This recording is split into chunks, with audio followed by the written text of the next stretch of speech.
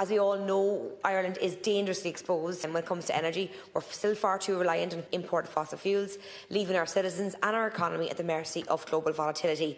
We've seen that those consequences of that in recent weeks: soaring bills, uncertainty and the pressure on households and businesses. We must now move decisively from volatility to stability. Offshore wind is, as you know, central to that transition, but we must match that ambition with delivery. And there are also huge opportunities for Ireland to scale up. After this clearinghouse would be expanded, Taoiseach, to look at all renewable energy options, looking at how we can scale up and de-risk renewable energy, produce things like green hydrogen, develop biomethane, use alternatives like HVO for transport that allows us to replace imported fossil fuels right across the economy, not just in electricity.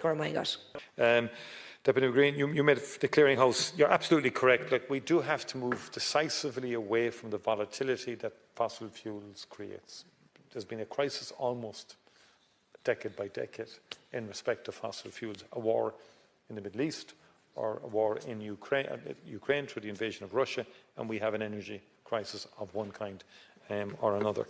I would point out that there are huge opportunities, and we have seen that in onshore wind. Just say to all deputies, 50% now, close to 50% of our electricity is generated by onshore wind. A lot of challenges with offshore wind, and still are. And some would have to do with supply chain and costs and the inflationary costs, and someone referenced the position of the United States in terms of wind energy and has impacted on certain companies. But on terms of HVO, Deputy, I'm a believer in that for transport, and I've discussed it with the Minister.